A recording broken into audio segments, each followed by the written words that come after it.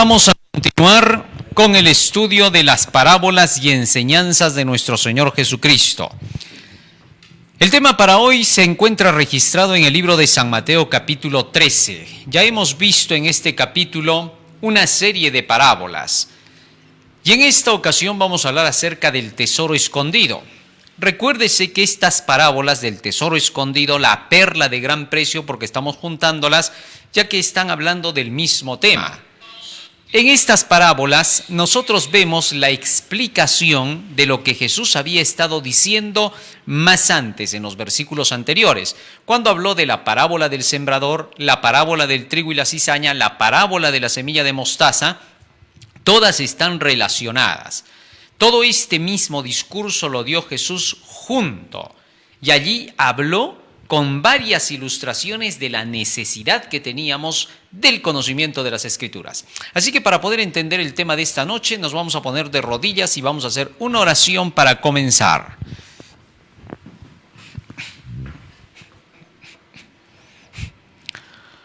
Bondadoso Padre que moras en los cielos, estamos agradecidos a ti porque nos das la vida y la salud, y te rogamos, Padre Santo, que tu presencia esté con nosotros para poder entender tu santo mensaje.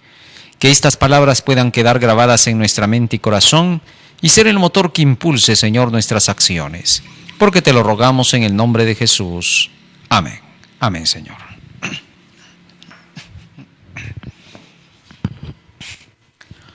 San Mateo, capítulo 13. Y en el versículo 44, es allí donde está registrada esta parábola. Vamos a leer lo que dice el texto bíblico. San Mateo 13:44, dijo Jesús: además el reino de los cielos es semejante a un tesoro escondido en un campo, el cual un hombre halla y lo esconde de nuevo, y gozoso por ello va y vende todo lo que tiene y compra aquel campo. Jesús ahora compara el reino de los cielos con un tesoro escondido. Ese tesoro dice que está escondido en un campo. Y un hombre encuentra ese tesoro mientras está por allí trabajando, y cuando encuentra el tesoro, inmediatamente queda contento y alegre. ¿Y qué hace? Rápidamente lo esconde. Ve bien ahora todo ese terreno e inmediatamente va y vende todo lo que posee. Todas las cosas que tiene en su casa, todas sus pertenencias, todo lo que él valoriza, va y lo vende hasta que se queda sin nada. Prácticamente renuncia a todo lo que posee. ¿Para qué? Para ir y comprar ese terreno y en ese terreno encontrar su tesoro que escondió. Y una vez que va, hace la transacción, compra el terreno e inmediatamente va a buscar su tesoro escondido. Este hombre fue inteligente y sabio, porque inmediatamente que encontró el tesoro, valorizó tanto ese tesoro que todas las cosas que él podía poseer, su casa, sus bienes, todo lo vendió, no dejó nada. Y entonces fue y se compró el campo. Semejante a esa parábola es la siguiente, la del versículo 45 y 46. Nos dice allí la Escritura: también el reino de los cielos es semejante a un mercader que busca buenas perlas, que habiendo hallado una perla preciosa, fue y vendió todo lo que tenía y la compró. Ahora Jesús compara otra vez al reino de los cielos, pero esta vez con un mercader que valorizó una perla muy hermosa. Era un comprador de perlas preciosas, estaba coleccionando varias de estas perlas, le encantaba coleccionarlas, porque veía que en todas estas perlas había belleza, pero entre todas esas perlas que él tenía, esta que él vio era mucho mejor, era superior a todas las demás perlas. Así que inmediatamente fue y se deshizo de todo lo que tenía, obviamente incluidas todas esas perlas que él coleccionaba. Vendió sus posesiones hasta que no le quedó nada. Y con todo ese dinero que vendió, fue y compró la perla preciosa. Y una vez que obtuvo la perla preciosa, aunque no tenía otra cosa, no tenía nada porque todo lo vendió, esa perla preciosa para él era toda su vida. Así Jesús compara al reino de los cielos en esta segunda parábola. Y luego el Señor menciona cuán importante es que esa perla preciosa y ese tesoro escondido estén dentro del ser humano, porque eso brindará la personalidad en el individuo que la tenga. Vamos a ver lo que dice Jesús. Versículos 52, 51 y 52. Nos dice así la Escritura. San Mateo 13, 51 y 52. Dice allí, Jesús les dijo, ¿habéis entendido todas estas cosas? Refiriéndose a las parábolas que había mencionado. Ellos respondieron, sí, Señor. Él les dijo, por eso todo escriba, docto, en el reino de los cielos es semejante a un padre de familia que saca de su tesoro cosas nuevas y cosas viejas. Ahora Jesús les dijo, ¿han entendido todas esas parábolas? Sí, muy bien, les dijo Jesús. Por eso, todo escriba docto, todo aquel que es un doctor en conocimiento de las Escrituras, es un hombre que sabe sacar tesoros viejos y nuevos de esas Escrituras. Vamos a ver, en resumen, qué cosa quiso decir Jesús con estas comparaciones. En primer lugar, analicemos desde el versículo 44. Dice, además el reino de los cielos es semejante a un tesoro escondido. El reino de los cielos, ya hemos dicho que es el Evangelio, la palabra de Dios, y Jesús está comparando a ese Evangelio con un tesoro, le está dando el valor de un tesoro. ¿Por qué? Es que ya desde el Antiguo Testamento, los profetas, los mensajeros del Señor, habían escrito en relación con lo que era el tesoro las siguientes palabras. Libro de Proverbios. Hablemos del gran sabio Salomón, el hombre más rico de la tierra que existió en sus días. Proverbios capítulo 2, versículo 1 hasta el 5. No olvidemos que Salomón llegó a atesorar tantas riquezas y le traían riquezas de todo el mundo, todas las naciones, le traían riquezas. Fue el tiempo cuando David había dejado establecido el reino de Israel. David había logrado conquistar a todos sus enemigos. En los días de David, él exterminó a los filisteos y a todos aquellos que estaban posesionados en la tierra prometida, los había sacado de tal manera que ahora había paz en toda la región de Israel. Y entonces Dios le dijo a David, David, mira que tú ya has cumplido tu tarea. Tú has hecho muchísimo por este pueblo, lo has llevado a la gloria, porque en los días de David, la nación hebrea prácticamente se había constituido en una potencia mundial. Así que entonces, obviamente del viejo mundo, porque todavía no se conocía la parte de América. Entonces, Dios le dijo a David, ¿sabes? Ahora quiero que se construya mi casa, porque David le había prometido a Dios que él quería hacerle una casa. Y especialmente de todos sus tesoros, David había dicho, yo he separado tanto de mis tesoros personales como también de los tesoros de la casa, del tesoro que se guardaba, todo el dinero, así se llamaba la casa del tesoro, que se guardaba todo el dinero que venía para las arcas del crecimiento de la nación israelita. Así que entonces, David dijo, he separado especialmente para hacerle casa a Jehová mi Dios, por cuanto Él me ha dado tantas riquezas, me ha dado el reino, el poder, la gloria, ahora yo quiero hacerle casa para mi Dios. Y entonces Dios le dijo a David, mira David, tú no vas a poder hacer mi casa. ¿Por qué? Porque en tu mano ha habido demasiada sangre. Recordemos que David fue el guerrero más poderoso de la historia, ¿no? No hay guerrero que lo haya superado. A veces las mitologías paganas tratan de hacer prevalecer a sus guerreros, ¿no? Muchos de ellos solamente en mitos o algunos de ellos que como Alejandro el Grande fueron grandes conquistadores. Pero a pesar de que estos han sonado en la historia, un tal Hércules, un tal Perseo, etc., a pesar de que todos ellos han sonado, David fue el mejor de todos los guerreros, de todos los tiempos. Cuando tú estudias acerca de David, te encuentras que era un superhéroe de su tiempo, no era cualquiera. Dios conducía a David, lo hizo vencer primero al gigante Goliat y luego lo constituyó en rey de toda la nación israelita. Y con su espada dominaba con tal fuerza y con tal poder que todos le tenían terror a David. Sabían que enfrentarse con David ya era perder, con seguridad.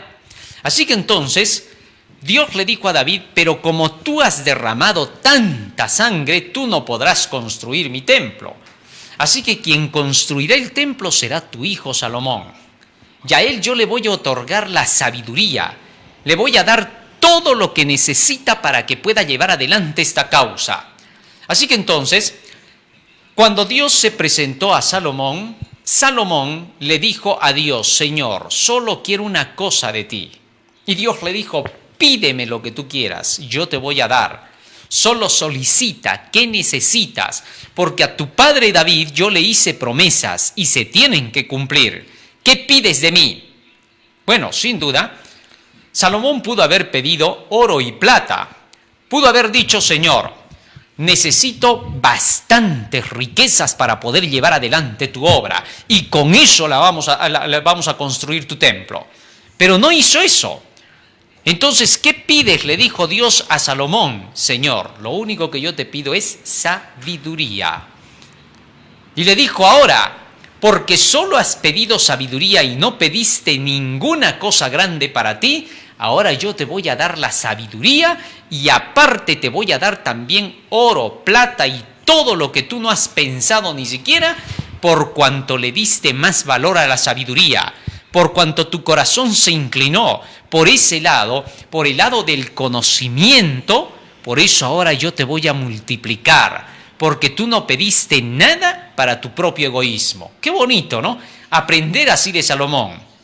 Muchos buscarían seguir el conocimiento de la palabra del Señor, buscarían a Dios y le dirían: Señor, quiero tesoros.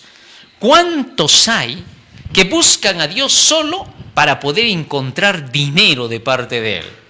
Miles de personas en el mundo dicen: ¿dónde está Dios? ¿Por qué no tengo dinero? ¿Qué es lo que pasa? ¿Cómo otros prosperan y yo no? Y en lugar de ir a buscar la sabiduría, van a buscar el dinero. Todo aquel que busca el dinero es característico, no busque el conocimiento de la sabiduría. ¿Qué es esa sabiduría que Salomón pidió? Fíjate lo que dice acá. Proverbios capítulo 2, verso 1 al 5, dice así la Escritura: Hijo mío, si recibieres mis palabras y mis mandamientos guardares dentro de ti, haciendo estar atento tu oído a la sabiduría, si inclinares tu corazón a la prudencia, si clamares a la inteligencia y a la prudencia dieres tu voz, si como a la plata la buscares y la escudriñares como a tesoros, entonces entenderás el temor de Jehová y hallarás el conocimiento de Dios. Fíjate lo que dice aquí la Escritura. El sabio Salomón escribe esto en Proverbios, que Dios es el que declara: Hijo mío, si buscas mis palabras como tesoros escondidos, si tú escudriñas las Escrituras, entenderás la gran sabiduría, que es mucho mejor que todos los tesoros. Ahora, fíjate cómo acá el Señor está comparando los tesoros con la gran sabiduría. Así que entonces, cuando Salomón estaba pidiendo sabiduría a Dios, lo que estaba pidiendo era enseñanza de parte de Dios para saber gobernar. Y Dios le dijo: como tú no me has pedido riquezas, sino que me has pedido conocimiento, yo te voy a dar las riquezas, porque con conocimiento tú vas a saber administrar las riquezas. ¡Qué maravilloso! Iglesias enteras, desde la Edad Media, la Iglesia Católica se corrompió por el deseo del dinero, debido a que durante ese periodo los papas buscaban las grandes riquezas. acumulaban montañas de oro. Tal es así que hay escritores que dicen, si en la Edad Media hubieran existido montañas gigantes de oro, así como el Tíbet, la iglesia los hubiera consumido todos. Bueno, en las iglesias protestantes no estamos lejos de ver situaciones iguales. Iglesias que hablan del evangelio de la prosperidad. Todo es dinero. Cierran la Biblia, no te dan conocimiento, pero te dicen el Espíritu Santo está aquí. Por el Espíritu de Dios vas a recibir tu milagro. Vas a recibir tu milagro, pero envía tu ofrenda. Y esas iglesias se han vuelto canalizadoras de dinero. ¿Cómo vas a reconocer una iglesia o un lugar que solo está buscando dinero cuando no te dé el conocimiento de la sabiduría? Eso es fácil de darse cuenta. Si en una iglesia viene su dirigente y solamente te dice, Dios te ama, todo es amor, tú solo vive en amor. Sí, pastor, ya sabemos que Dios nos ama, que hay que vivir en amor. Nos puede enseñar la Biblia, no necesitas tanto conocimiento. El conocimiento no te va a salvar, lo que te va a salvar es Jesús. Ya sabes que ese tipo de predicador solo busca dinero. ¿Por qué? Porque no da la sabiduría. Dios le dijo a Salomón, como tú no pediste dinero, ni oro, ni plata, tú me pediste sabiduría, conocimiento de la palabra, conocimiento de la ley de Jehová. Porque la sabiduría, dice acá, el texto que hemos leído, sale de la palabra de Dios. Cuando una persona estudia la palabra del Señor, está recibiendo la sabiduría de Dios. Y cuando tú buscas esa sabiduría, estás demostrando que estás buscando la salvación. ¿Sabes tú por qué aprendes la Biblia? Aprendemos la Biblia cuando vamos a buscar cómo salvarnos en ella. Y cuanto más estudias, cuanto más lees, buscas con ansias qué puedes hacer para salvarte. El qué debo hacer para salvarme se encuentra en la Biblia. Entonces, como tú vas buscando, vas encontrando ese tesoro. Lo vas desenterrando. A medida que lees y escudriñas más la Biblia, llega un punto en que encuentras maravillas en ella. Y al encontrar esas maravillas, ahora abandonas cualquier oferta de este mundo. Este mundo te puede ofrecer 1000 cosas. En lugar de que estés con tu Biblia, te dice el mundo, perdiendo tu tiempo con un libro de ocioso, todavía te dicen así, ¿no? Los ociosos que solo buscan la mundanalidad le dicen ocioso al que busca la Biblia. Es increíble, es todo al revés. El mundo mira de cabeza. Jesucristo en una ocasión contó en una parábola de un hombre que vio a varios que estaban ociosos en la plaza y fue y les dijo, ¿qué hacéis ociosos aquí? Id a mi viña y yo les voy a pagar, les dijo, un talento si van a trabajar. Así que para el Señor, ociosos eran aquellos que no se dedicaban a su viña. En cambio, los que se dedican al estudio de la palabra del Señor, a evangelizar a otras personas, nunca son los ociosos. Los ociosos son los que no quieren dedicarse a la palabra.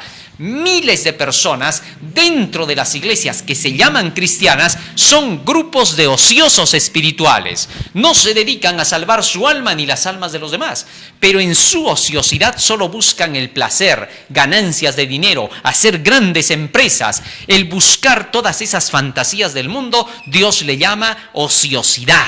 En cambio, el buscar la Biblia y dedicarse a trabajar para hacer la obra del Señor, Dios le llama trabajador. Qué interesante, ¿no? Y nosotros vemos las cosas al revés. Pero las cosas como Dios las ve son distintas. Aquellos que se dedican a la labor de comunicar el Evangelio, a la vez que se dedican a sus labores mientras todavía no son grandes misioneros de la palabra del Señor, Dios los acompaña y les dice, este está trabajando en mi viña. Así que todos tenemos un llamado de Dios a eso, a tener que participar de su viña. Pero ahora fíjate en lo que dice acá. A través del estudio de las Escrituras, tú llegas a obtener la sabiduría. Y cuando obtienes esa sabiduría, ahora, porque conoces el camino, Dios pone en tus manos todo lo demás para que esta verdad pueda ser comunicada al mundo. Interesante. Fíjate lo que dice en el libro de Deuteronomio, Moisés hablando de la sabiduría. Deuteronomio, capítulo 4, versículos 5 y 6, nos dice el profeta: mirad, yo os he enseñado estatutos y decretos como Jehová mi Dios me mandó, para que hagáis así en medio de la tierra en la cual entráis para tomar posesión de ella. Guardadlos pues y ponedlos por obra, porque esta es vuestra sabiduría y vuestra inteligencia ante los ojos de los pueblos, los cuales oirán todos estos estatutos y dirán: ciertamente pueblo sabio y entendido, gente grande es esta. Así que cuando tú buscas los mandamientos de Dios, cuando tú analizas la palabra de Dios, cuando tú meditas en las enseñanzas de la palabra de Dios, tú estás sacando el tesoro que está escondido allí en ese campo, allí debajo de la tierra. Ahora, el campo hemos visto que representa a la casa del Señor, a la iglesia de Dios.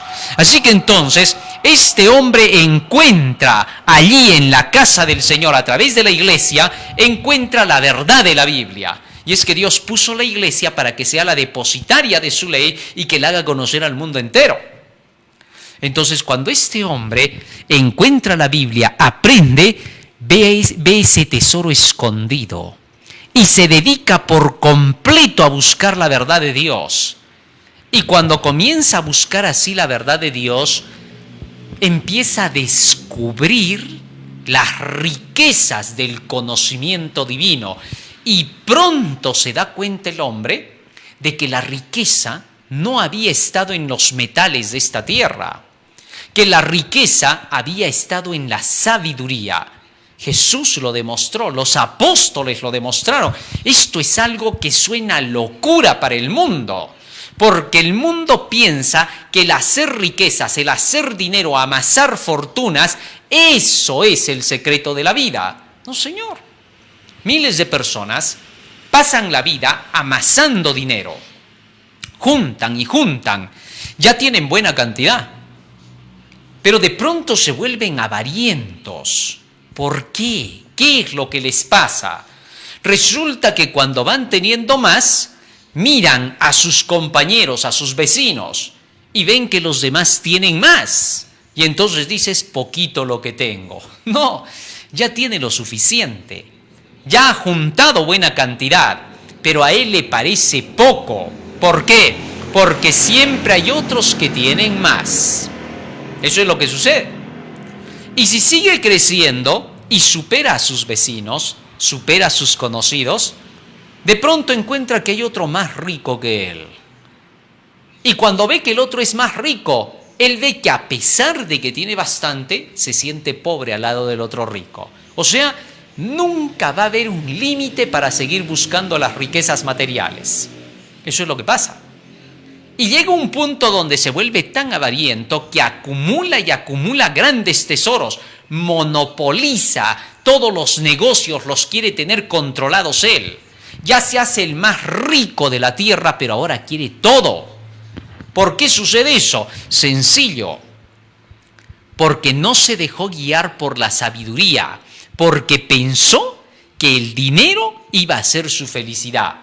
Pero cuanto más tiene, más quiere, y eso demuestra que no es feliz. Interesante. Fíjense lo que dice el apóstol Pablo en 1 de Timoteo capítulo 6, versículos 6 al 10. Así que buscar los tesoros mundanos no te van a dar jamás satisfacción ni felicidad. Siempre vas a querer más y pronto te vas a dar cuenta que los años se pasaron. Ya vas a estar totalmente anciano. Vas a ver que tus días se están yendo y vas a decir: ¿por qué no he gozado de todo lo que tengo? Y uno de esos días no estás más. Y cuando ya no estás más, vienen ahora los descendientes y aquello que ni siquiera se esforzaron por hacer, lo empiezan a malgastar. ¿Para qué te sirvió no haber gozado de lo que tenías? Por eso el sabio Salomón dice: goza de tu trabajo con la mujer y los hijos que has tenido. Tienes que disfrutar de lo que recibes, porque la pasas mejor así, no que cuando te vuelves avariento y acumulas y acumulas y acumulas, no disfrutas nada de lo que tienes. y a las finales maldices tu vida porque no la pasaste bien. Por eso, Primera de Timoteo capítulo 6 dice lo siguiente. Primera de Timoteo capítulo 6 versículo 9 y 10. Porque los que quieren enriquecerse caen en tentación y lazo y en muchas codicias necias y dañosas que hunden a los hombres en destrucción y perdición. Porque raíz de todos los males es el amor al dinero, el cual codiciando algunos se extraviaron de la fe y fueron traspasados de muchos dolores. ¿Te das cuenta que ahora el apóstol Pablo, hablando acerca del amor al dinero, dice que trae demasiados males? El mayor pecado es el amor por el dinero. En cambio, si tú te dejas guiar por la palabra del Señor, no amarás al dinero, sabrás trabajar. Una cosa es trabajar y hacer dinero, pero sin amarlo, y otra cosa es trabajar amando el dinero y viviendo solo para él y olvidando por completo la realidad de que eres un ser humano. ¿Cómo poder nosotros estar seguros de que a medida que vamos trabajando y a medida que vamos obteniendo recursos, no estamos amando el dinero? ¿Cómo puedes saber eso tú? Fácil. Si tú por el dinero te desvives y dejas de lado la obediencia a los mandamientos de Dios, dejas de lado tu consagración para la vida eterna, entonces en la búsqueda del dinero está siendo tu perdición. Estás amando más el dinero que la vida eterna. Cristo fue claro, no podéis amar a Mamón y amar a Dios. Eso es imposible.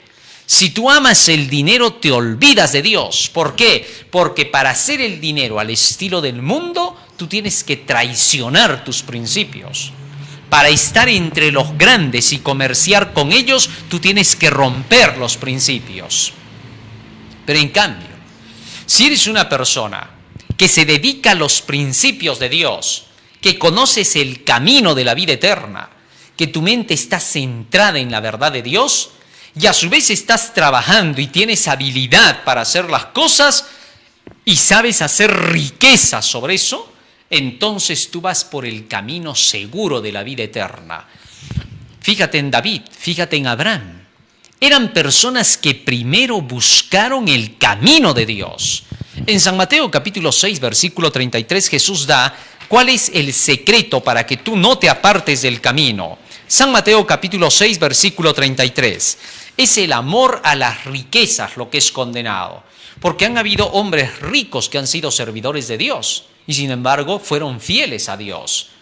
¿Qué hace la diferencia? ¿Qué marca la diferencia? Esto que voy a leer. San Mateo capítulo 6, versículo 33 dice la Escritura: mas buscad primeramente el reino de Dios y su justicia, y todas estas cosas os serán añadidas. Fíjate lo que está diciendo acá Jesús. Buscad primeramente el reino de Dios, el Evangelio, y su justicia. Todos tus mandamientos son justicia, la ley de Dios. Cuando tú encuentras la ley y el Evangelio, el reino de Dios, entonces todas las demás cosas te vienen por añadidura. Ahora, explico. El reino de los cielos te habla acerca del Evangelio Salvador en Cristo Jesús, que murió en la cruz para el perdón de tus pecados y se convirtió en tu Salvador para que tú pudieras llegar a obedecer sus mandamientos. De eso se trata la salvación, la vida eterna.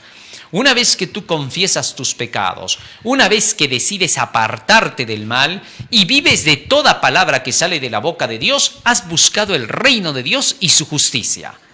Y ahora, cuando tú has seguido las enseñanzas de la palabra del Señor, estas enseñanzas, y acá atento por favor, abre tus oídos, estas enseñanzas de la palabra del Señor te dicen cómo tienes que trabajar, ¿correcto? En estas enseñanzas se te da ejemplos de grandes hombres, los patriarcas, los profetas, los reyes, los apóstoles y el mismo Jesús. Y se te enseña cómo tienes que dedicarte en tus labores cotidianas, cómo tienes que desempeñarte en tu trabajo, cómo tienes que lograr hacer la economía de tal manera que seas bendecido por Dios. Son las enseñanzas del libro, si las tienes dentro de ti, las que hacen posible alcanzar las necesidades de este mundo. Ahora, los grandes hombres de la antigüedad, hablando de Abraham, de José, que se hizo gobernador de Egipto, todo lo que poseían jamás dijeron que les pertenecía a ellos y que por lo tanto ellos podían hacer lo que quisieran con ese dinero, porque ellos sabían que Dios se los había puesto en las manos para un fin. ¿Cuál? Cuando tú estudias la historia de Abraham, de pronto te vas a dar cuenta que todas las riquezas que tenía Abraham las dedicaba para poder llevar adelante el conocimiento de Dios. Él iba viajando de lugar en lugar hasta establecerse en la tierra prometida, donde Dios le había dicho que tendría toda esa tierra para él y su descendencia. Tal es así que el Señor le empieza a proporcionar los ingresos a Abraham porque vio que Abraham era un hombre que guardaba todos sus mandamientos. Nos dice el libro de Génesis, capítulo 26, versículo 5. Muchas religiones, cuando hablan acerca de las posesiones que tenían estos hombres en la antigüedad, no dicen por qué Dios les dio. Simplemente dicen, Dios los bendijo. ¿Por qué? Porque ellos eran seguidores, creyentes de Dios y por esa razón pues les dio bastante. Y es por eso que algunos dicen, Dios sabe a quién le da. Si no te da a ti, me da a mí. Él sabe por qué. No, Señor. Aquí tenemos que ver cuáles son las verdaderas razones. Génesis 26:5 dice, por cuanto Abraham oyó mi voz y guardó mi precepto, mis mandamientos, mis estatutos y mis leyes. Fíjate lo que está diciendo el Señor de Abraham. Abraham dice, guardó mis mandamientos, mis preceptos, mis estatutos, mis leyes. Abraham era una persona que constantemente estaba oyendo la voz de Dios, las enseñanzas de Dios. Era conducido por el gran Jehová. Y Abraham no era rebelde, sino que contrario a eso buscaba hacer la voluntad de Dios. A pesar de que era un ser imperfecto como cualquier otro, Dios le decía, tú solo camina conmigo, avanza de acuerdo con las enseñanzas que yo te voy dando.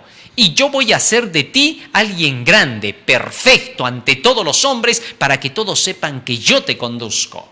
Así que a medida que Abraham iba recibiendo las enseñanzas de Dios, estas enseñanzas hacían de Abraham lo que él llegó a ser. Y por esa razón, cuando Abraham ya estaba lleno del conocimiento de la palabra del Señor, lleno de la sabiduría de Dios, y Abraham demostró fidelidad a Dios, que quería hacer su voluntad, entonces Dios dijo, tú vas a administrar lo que yo te voy a dar. ¿Por qué? Porque yo confío ahora en ti. Eso es lo que tú tienes que buscar, como estos grandes hombres, que Dios llegue a confiar en ti, para que si pone algo en tus manos, en lugar de que eso te haga perder, lo utilices como lo hicieron los patriarcas y los profetas. Pero si eres una persona que no te gusta el estudio de la Biblia, que no te quieres conducir por los principios de Dios, Dios no puede confiar en ti. Y el día que tú amases riquezas y que a pesar de eso sea Dios quien te las permita, tú te apartarás de Dios. ¿Por qué? Porque no sabes administrar las riquezas. Saber administrar las riquezas significa conocer los mandamientos de Dios para saber cómo te va a conducir para que sepas utilizarlas.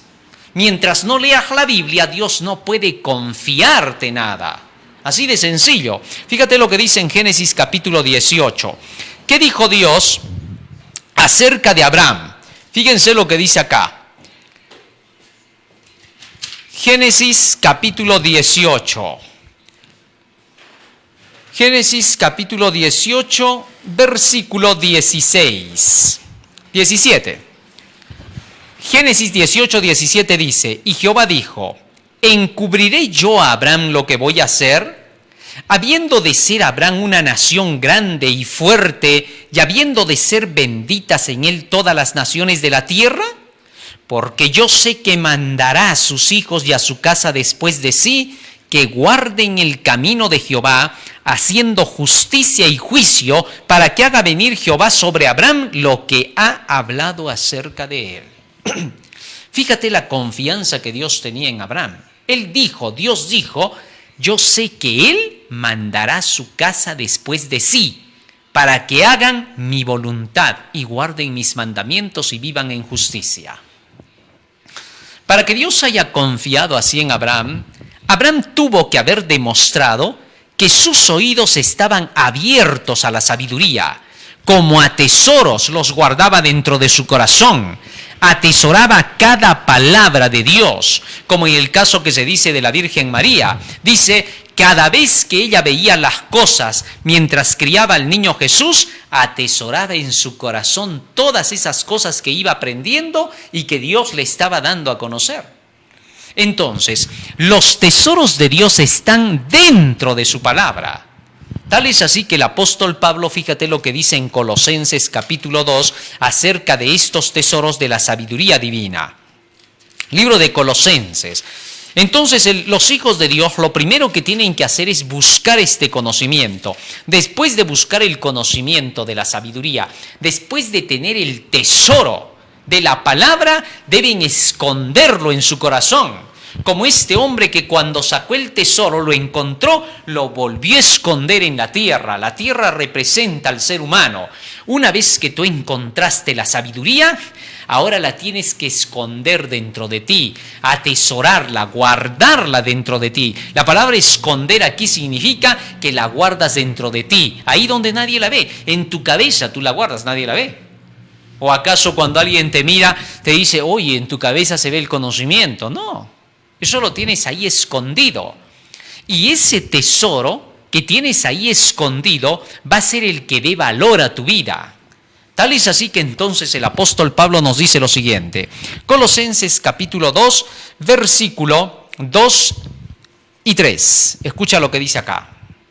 El apóstol Pablo oraba por todos los cristianos, para que sean consolados sus corazones, unidos en amor, hasta alcanzar todas las riquezas del pleno entendimiento, a fin de conocer el misterio de Dios el Padre y de Cristo, en quien están escondidos todos los tesoros de la sabiduría y del conocimiento. ¿Qué te parece?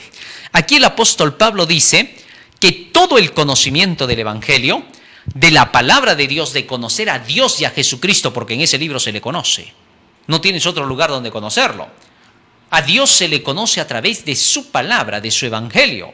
Los que estudian la Biblia podrán llegar a comprender quién es Jehová el Creador, entenderán la historia de este mundo, desde sus comienzos hasta el final. Y el apóstol Pablo dice, ahí es donde encontramos todas las riquezas de los tesoros de la sabiduría de Dios. La sabiduría es la clave fundamental. Cuando tú has estudiado cómo los grandes hombres de la antigüedad obtuvieron esas riquezas porque primero obtuvieron la sabiduría, entonces comprenderás cómo tiene que ser el desarrollo de tu vida y no buscarás las riquezas para engrandecerte tú, sino que tendrás como David esas riquezas diciendo, de todos los tesoros míos yo he dispuesto para la casa de Jehová. Así también, el que verdaderamente hace tesoros por la voluntad de Dios se nota al kilómetro, siempre estará dispuesto que todos sus tesoros sean para el momento que Dios los necesita. Y cuando Dios te los pide y te dice, se necesita para mi causa, se necesita para mi obra, tú no cerrarás jamás el corazón, sino que dirás, Señor, aquí está, lo tuyo a tu mano te doy. Como decía David, lo que es tuyo a tu mano te damos. Ahí se conoce cuando estás lleno de la sabiduría de Dios. Solo aquel que tiene el conocimiento de la verdad sabrá cómo actuar con lo que Dios le ha puesto en las manos como mayordomo.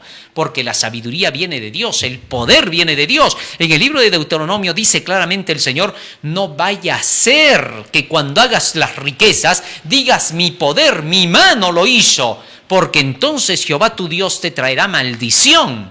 Porque no estás reconociendo que Jehová es el que te da las fuerzas y la sabiduría para hacer las riquezas. Qué interesante. Ahora bien, teniendo esto en cuenta, aquel hombre que comenzó a llenarse del conocimiento de la palabra de Dios es el que empezó a atesorar toda esa verdad.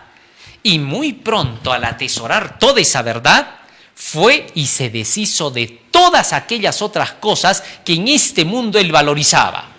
Sí, en este mundo hay muchas cosas que a veces valorizamos cuando no conocemos la palabra de Dios. Luchamos y nos esforzamos por querer alcanzar alturas como los mundanos. Vemos que el mundano de la esquina tiene bastante dinero y queremos ser como él. O lo vemos en fiestas y diversiones y queremos también eso. Sufrimos, nos amargamos la vida porque no podemos ser como ellos. ¿Sí? ¿Cuántos cristianos incluso hay que dentro de la iglesia sufren? ¿Sabes por qué sufren?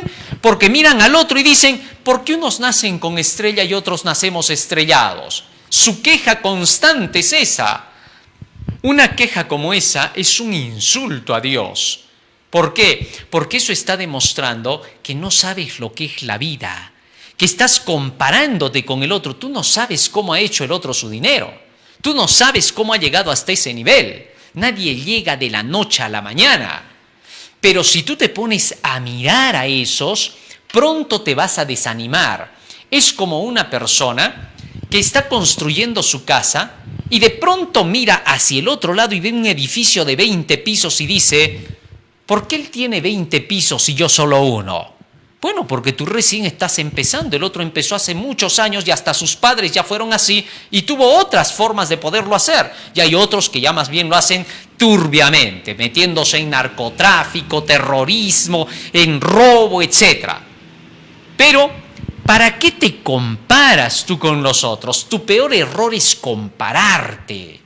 En lugar de compararte, amasa lo tuyo, ve creciendo de acuerdo con lo que Dios te da, en lugar de estar competenciando. El peor de todos los errores del hombre es la competencia. Fíjate lo que cuenta incluso el espíritu de profecía acerca de Abraham. Dice que mientras Dios bendecía a Abraham, Abraham ni siquiera estaba contando si tenía más que el vecino o más que el otro. No le interesaba. Abraham trabajaba, juntaba, economizaba porque no se dedicaba a ningún vicio. Desde que Abraham comenzó a seguir a Dios, no se dedicó jamás a lo que hacían los paganos idólatras.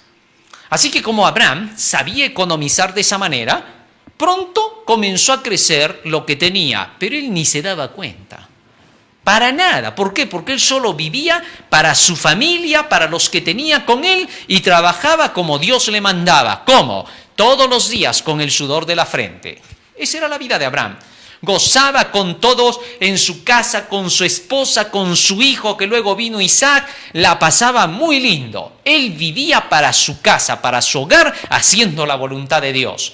Y pronto la Biblia nos cuenta que se convirtió en un gran príncipe de toda esa tierra, porque Abraham era reconocido como uno de los más grandes y se cumplió lo que Dios le dijo. Si guardas mis mandamientos, si haces mi voluntad, yo haré de ti una gran nación.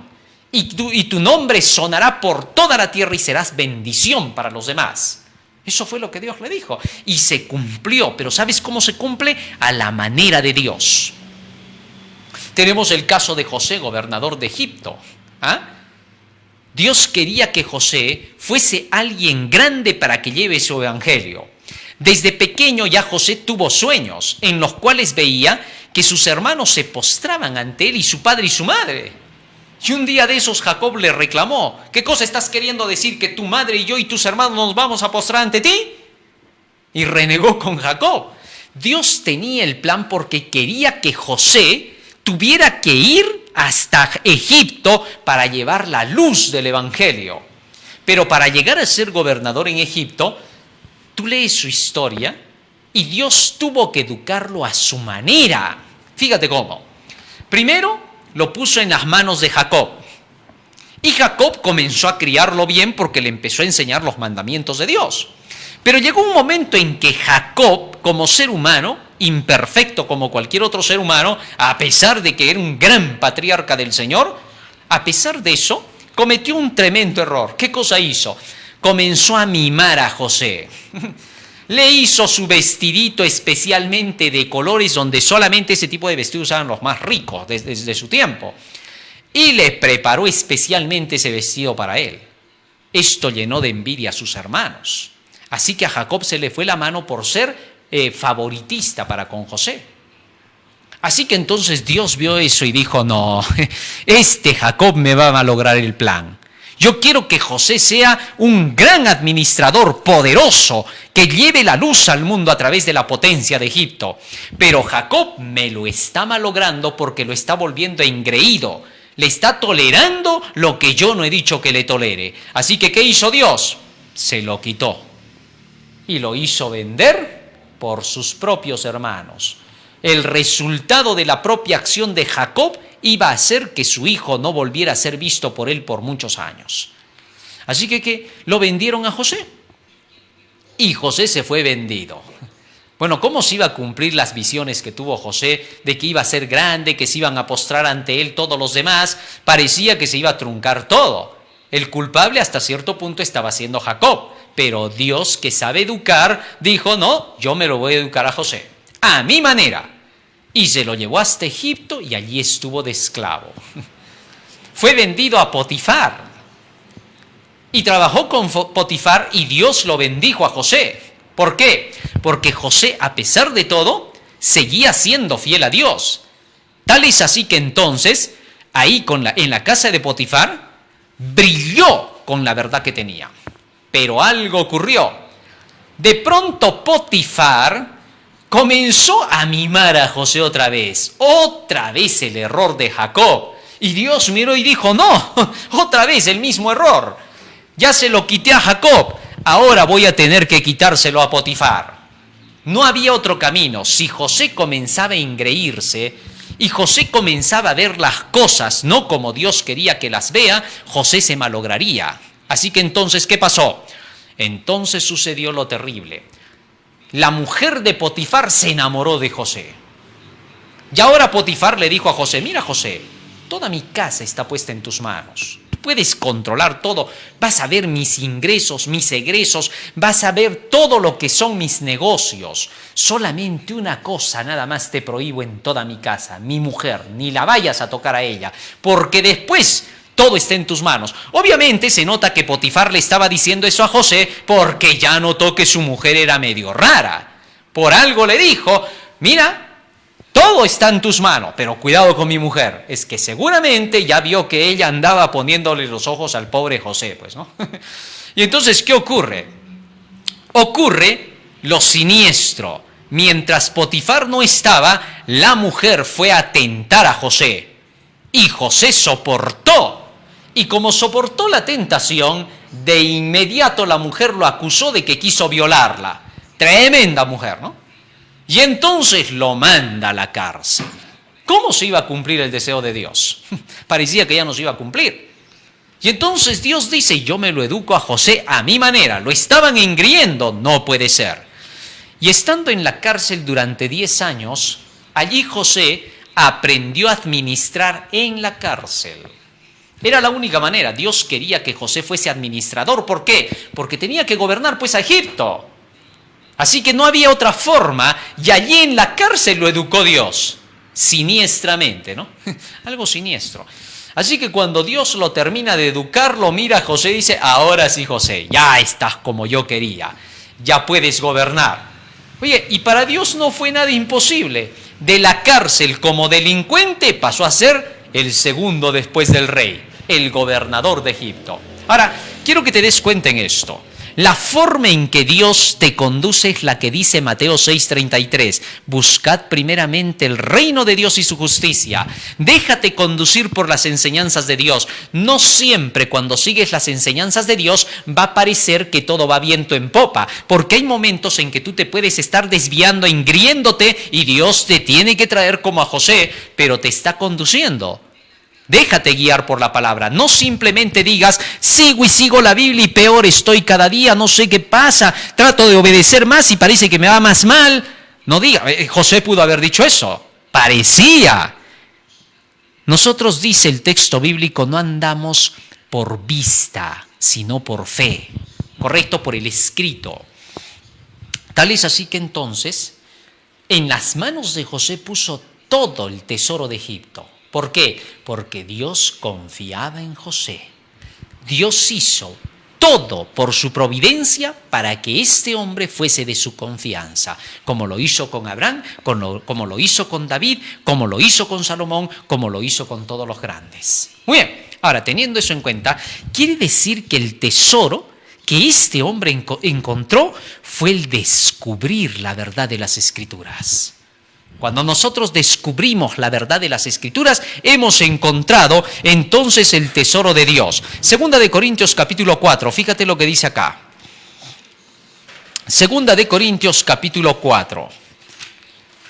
Hoy hemos descubierto con esto una parábola interesante más. Versículo 4. En los cuales el Dios de este siglo cegó el entendimiento de los incrédulos, para que no les resplandezca la luz del Evangelio de la gloria de Cristo, el cual es la imagen de Dios. Fíjate, el apóstol Pablo está hablando de la luz del Evangelio, de conocer el Evangelio. Y sobre eso dice el verso 7, pero tenemos este tesoro del Evangelio, este tesoro en vasos de barro, para que la excelencia del poder sea de Dios y no de nosotros. El tesoro de Dios, el Evangelio de Dios debe de estar en vasos de barro. Los vasos somos nosotros. Romanos 9:23 dice que Dios nos hizo vasos de misericordia para Él. Así que los vasos de barro, el barro es el ser humano hecho de barro, este barro que es el vaso, debe de retener dentro de él el tesoro del Evangelio. Cuando este Evangelio ha llegado a ti, ahora se te dice, libro de Isaías, capítulo 55, fíjate lo que dice acá el Señor. Isaías capítulo 55. Y antes de leer Isaías 55, quiero que leamos otra vez la parábola para que veas qué cosa es lo que quiere decir aquí el Señor. Además, el reino de los cielos es semejante a un tesoro escondido en un campo, el cual un hombre halla, es decir, la palabra de Dios, y lo esconde de nuevo, lo guarda dentro de sí, y gozoso por ello va y vende todo lo que tiene y compra aquel campo. ¿Qué cosa significa comprarse el campo? Muy bien, vamos a ver qué cosa es comprarlo. Bueno, muchos acá han encontrado cierta rareza porque dicen, ¿cómo? O sea que hay que comprar el Evangelio, ¿cuesta el Evangelio? ¿La salvación se gana comprándola? Bueno, te voy diciendo que Jesús ya la compró en la cruz del Calvario. Pero ¿por qué entonces la parábola dice y va y compra? Y dos veces lo repite. Vamos a los siguientes versículos para la perla de gran precio. Fíjate lo que dice. Dice acá, también el reino de los cielos es semejante a un mercader que busca buenas perlas, que habiendo hallado una perla preciosa fue y vendió todo lo que tenía y la compró. Otra vez se vuelve a mencionar comprar. Por eso muchos confunden esto. Iglesias como la Iglesia Católica confundió estas palabras y comenzó a enseñar que había que hacer muchas obras entonces para poder llegar al cielo y que así se obtenía este tesoro celestial. Pero vamos a ver qué cosa dice la Biblia. Isaías capítulo 55, y vamos a ver qué tienen que ver las buenas obras en relación con el tesoro. Fíjate en esto. A todos los sedientos venid a las aguas, y los que no tienen dinero, venid, comprad y comed, venid y comprad sin dinero y sin precio vino y leche. O sea que la salvación no se compra con dinero. Entonces, ¿cómo se hace? Sigue diciendo acá, ¿por qué gastáis el dinero en lo que no es pan, en lo que no es la palabra de Dios, y vuestro trabajo en lo que no sacia? Oídme atentamente y comed del bien, y se deleitará vuestra alma con grosura. Inclinad vuestro oído y venid, oíd, y vivirá vuestra alma, y haré con vosotros pacto eterno, las misericordias firmes a David. Fíjate lo que está diciendo acá. Compra, dice, compra la verdad, compra la palabra, compra el pan de vida, no gastes tu dinero en otra cosa. Y como dice, ven y escucha, inclina tu oído. Cuando vienes a escuchar la palabra del Señor, allí estás comprando.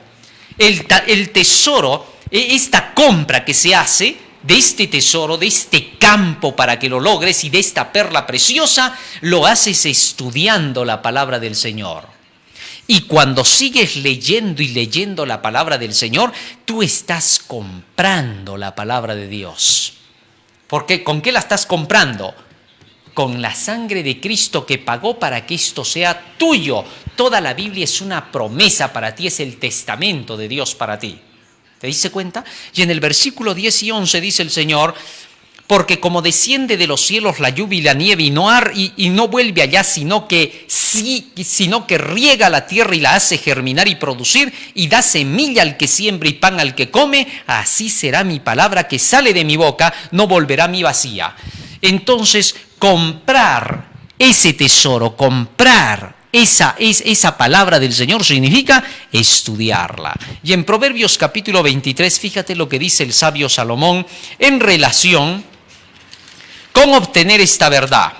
Proverbios capítulo 23, versículo 23 dice, compra la verdad y no la vendas. Interesante. Cómprate ese campo con su tesoro y no lo vuelvas a vender. Asegúrate de quedarte con el tesoro. Estudia la palabra del Señor y no la sueltes. ¿Por qué? Fíjate que finalmente en el libro de Job capítulo 28 se hace una comparación más. Algo interesante que aquí dice, en relación a lo que el Señor te pide que puedas tener como perlas. Fíjate lo que dice acá. Job capítulo,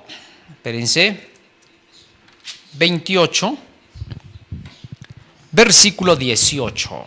Dice, no se hará mención de coral ni de perlas. La sabiduría es mejor que las piedras preciosas. La Biblia ahora compara las perlas con la palabra, con la sabiduría, que ya entendimos qué cosa es la sabiduría, la palabra de Dios, la ley de Dios, las enseñanzas de Dios. Y ahora dice que ese mercader que fue y tenía, dice, bastantes perlas, le gustaba coleccionar, fue y se compró la perla preciosa, que era mucho mejor que toditas las perlas que tenía.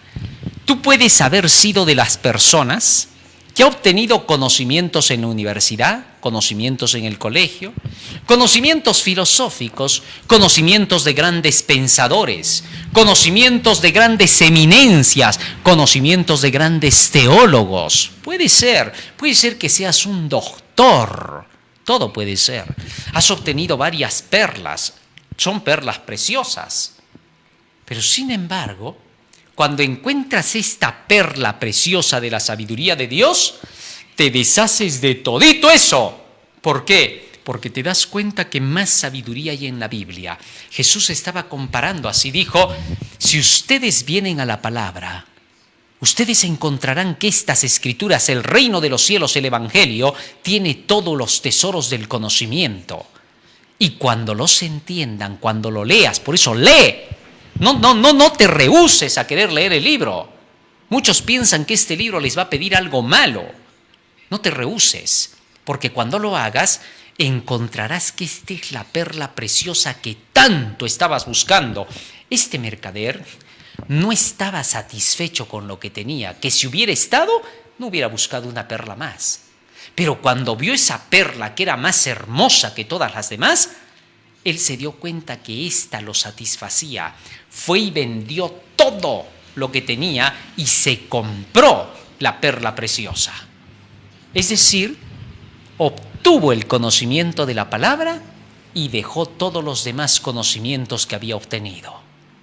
A eso se refiere Cristo cuando dice, anda, compra ahora esa verdad y no la vendas, reténla. Y cierra diciendo, vamos a la siguiente parte de San Mateo capítulo 13, a la última parte de los tesoros viejos y nuevos. Mira lo que dice acá, versículo 51, Jesús le dijo, ¿habéis entendido todas estas cosas? Es como que hoy Jesús nos preguntara a todos nosotros, ¿han entendido las parábolas que hemos estudiado hoy? ¿Comprendiste lo que es el tesoro? ¿Ya te diste cuenta lo que significa la perla de gran precio? Sí, muy bien. Ya que habéis entendido estas cosas, ellos respondieron, sí, Señor. Él les dijo, por eso, todo escriba docto en el reino de los cielos es semejante a un padre de familia que saca de su tesoro, que saca de la palabra de Dios cosas nuevas y cosas viejas, cosas del Nuevo Testamento y cosas del Viejo Testamento. Así que entonces, el verdadero padre de familia, el que verdaderamente conduce a la iglesia, ahora esto te debe de quedar claro. Cierro con esta parte. Jesús dijo en el libro de San Mateo 24. Lo vamos a leer, porque con eso ya vamos a cerrar nuestro tema. Escucha lo que dice acá. San Mateo capítulo 24. Fíjate esta pequeña parabolita que puso acá Jesús, esta pequeña ilustración. Y en el versículo 45, fíjate lo que dice acá. ¿Quién es pues el siervo fiel y prudente, al cual puso su Señor sobre su casa para que les dé el alimento a tiempo? Fíjate lo que ahora está diciendo el Señor. Dios ha puesto siervos que hagan el papel del padre de familia. Y estos dice que son los que dan el alimento, la palabra de Dios, a tiempo. Los que se llenan del Viejo Testamento y del Nuevo Testamento y pueden enseñarle a la gente la palabra del Señor, esos son aquellos a quienes Dios dice, tú vas a conducir mi iglesia. A ti te estoy dando la potestad de poder llevar adelante a mi pueblo, como se lo dio a Moisés, como se lo dio a los grandes, como al mismo Jesús le dio su Padre. Esta es la tarea que tenemos. Por eso, presidente de la Asociación General, presidente de misión, de unión, división, pastor de iglesia, administrativo, el Señor quiere que tú te llenes de este conocimiento. Llénate de la palabra. En lugar de decir, ¿para qué tanto conocimiento? Quítate a ese demonio que te hace decir eso. Sácalo de ti. ¿Por qué? Porque tú necesitas ser ese escriba docto para conducir bien a la iglesia, para que el pueblo del Señor marche por prados verdes donde hay alimento. Dios quiera que así sea.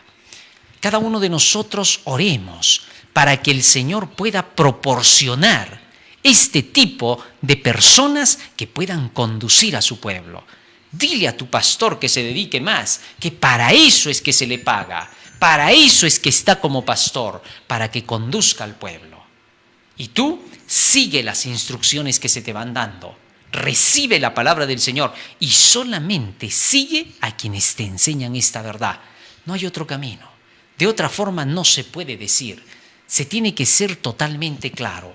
Aquellos que te enseñan la palabra son los únicos a quienes Dios está poniendo para que conduzcan a su pueblo en estos últimos días. La promesa del Señor es, enviaré nuevamente, dice, Espíritu de gracia, para conducir a mi pueblo. Y al igual que en la antigüedad, como a mi siervo David, así también les pondré ahora para que pueda ser guiado el pueblo del Señor. Léete el libro de Ezequiel para que comprendas cómo hará su tarea el Señor en estos últimos días. Vamos a pedirle a Dios en oración que nos ayude para poder atesorar estas riquezas de la palabra del Señor. Nos vamos a poner de rodillas. Bendito Padre que moras en los cielos, estamos agradecidos a ti porque nos has dado tu palabra en el día de hoy.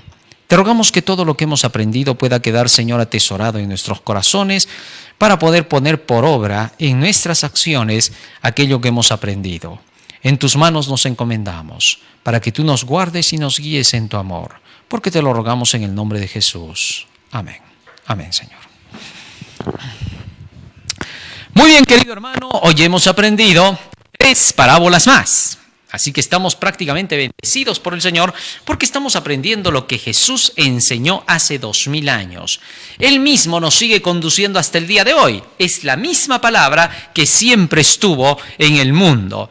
Y que cuando esta palabra hace 2000 años se hizo carne entre nosotros, nos dejó la luz para que tengamos que seguirla y compartirla. Así que a repasar nuestras Biblias. Luego de que hemos estudiado, tú sigues repasando. Y si hay cosas que no entiendes, no te preocupes, que cuando toquemos esos temas las entenderás.